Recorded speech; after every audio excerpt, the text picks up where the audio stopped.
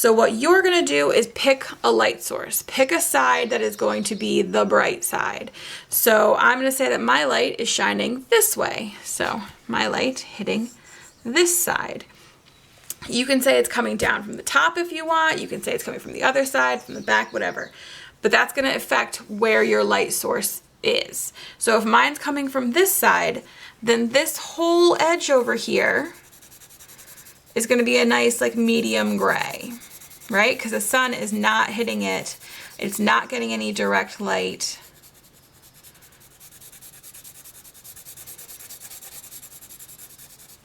However, this side is getting direct light, so I'm not gonna shade at all. That's gonna be my highlight.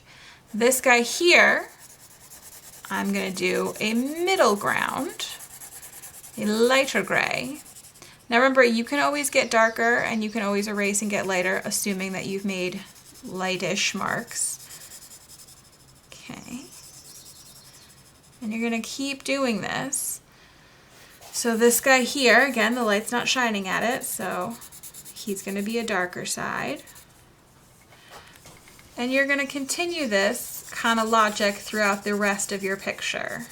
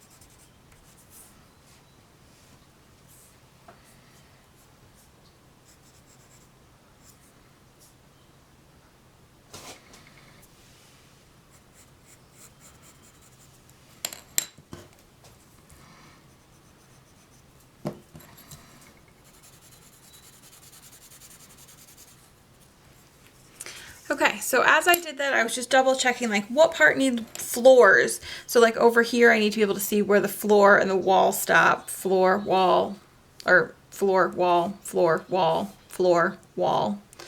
It can get very confusing, especially when you have a bunch of walls and stuff. But the shading actually helps clear it up a little bit. Once I get a nice base coat down, I can take a lovely paper towel. The actual paper towels at school work better than real paper towels, but I'm not at school, so I'll make do. And then you're just gonna kind of blend, and you see how it softens up and really fills in that value.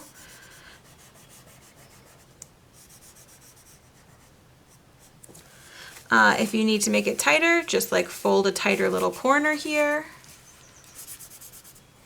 especially for these areas that you need to get into. You can always clean it up with an eraser after the fact, and by always I mean you will clean it up with an eraser after the fact.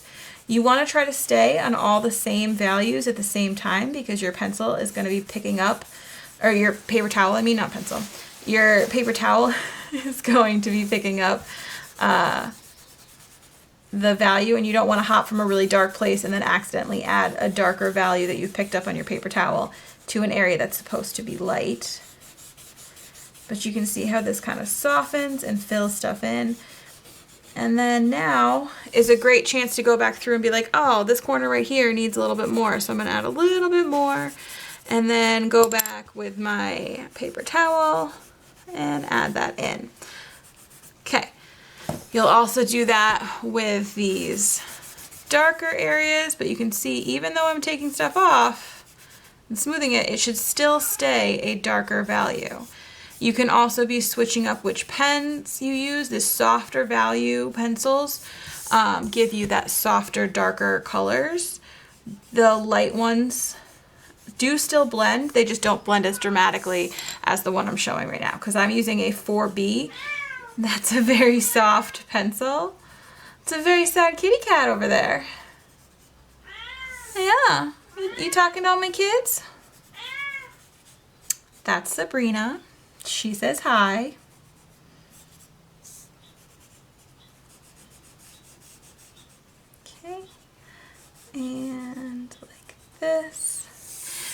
And now you can take with an eraser, if I move it to a spot where you can see, and just really clean up those edges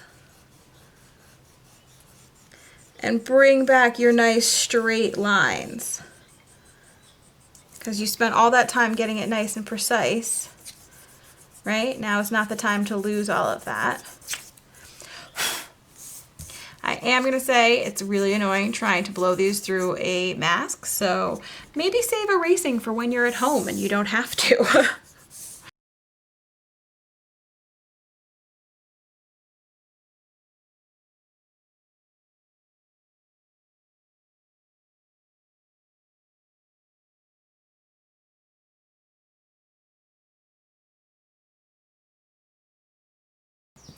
Now I rushed this. You guys should spend a little bit more time with this. But you'd be like, I'm done. I finished it all, right? And I'll be like, no.